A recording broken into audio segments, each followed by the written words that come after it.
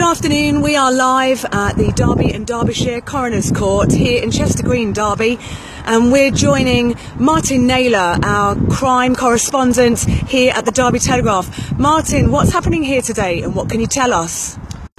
What we've heard this morning is the evidence into the tragic death of Alveston teenager Ahmed Khan. Now, Ahmed died on Christmas Eve when the motorbike that he was riding, a moped, a 125cc moped, was in collision with a bin lorry. It was at the junction of Warren Road and Brighton Road, Warren Street and Brighton Road.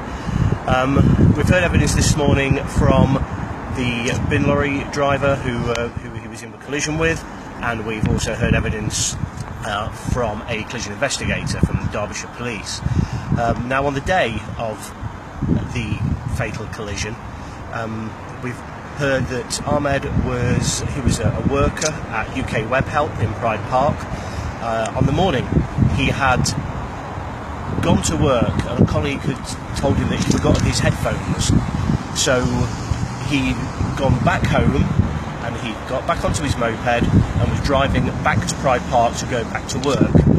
Now, PC from the collision investigation team, he said that it was probably likely that he was possibly rushing because he'd gone over a previous four-way junction at a speed of around 32 miles an hour, which, although it was in the speed limit, he didn't stop, he didn't slow down, and he said that CCTV that they had viewed spotted him going over this junction at about 32 miles an hour.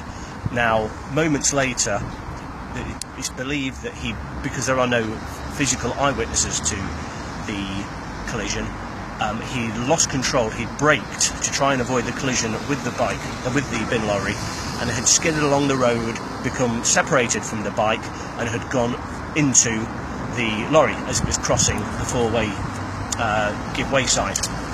Now, the driver of that bin lorry is a guy called David Green, who lives in Chaddersden.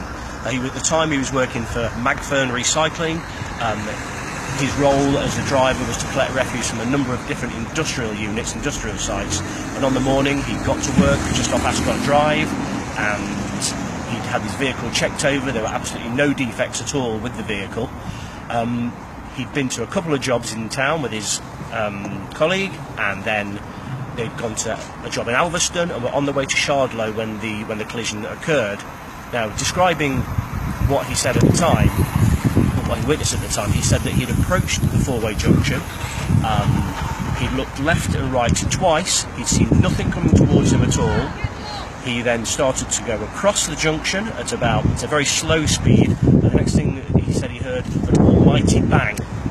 Now, giving evidence, he said that after he heard the bang, he turned to his colleague, he said it sounded like we had a blowout. His colleague agreed. They stopped the bin lorry, they both got out, they kicked the front tyres of the lorry to see if they'd blown out. They hadn't, and then the two of them had gone to the back of the bin lorry. Now, in evidence, he said, I walked to the back of the lorry, saw this bike and started panicking.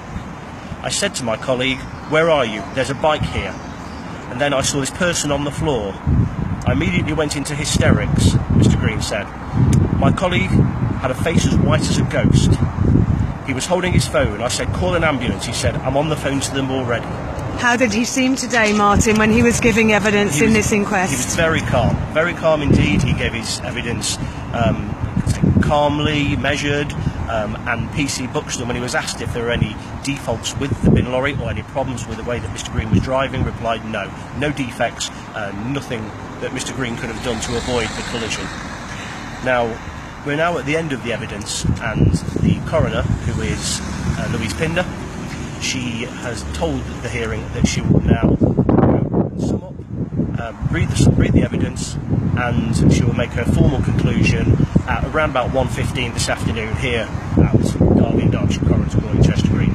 Can you tell us then, Martin, how will we get updates on this story to discover what her findings are at this inquest and what the outcome is, please? Of course, yeah. Well, I'll be going back into court to get the full conclusion from Miss Pinder, and then what I'll be doing then is I will be updating the office. The office will update on our website, which you can view at www.derbytelegraph.co.uk.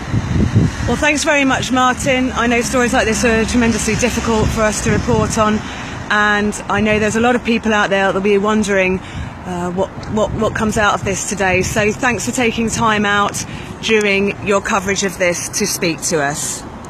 Thank you.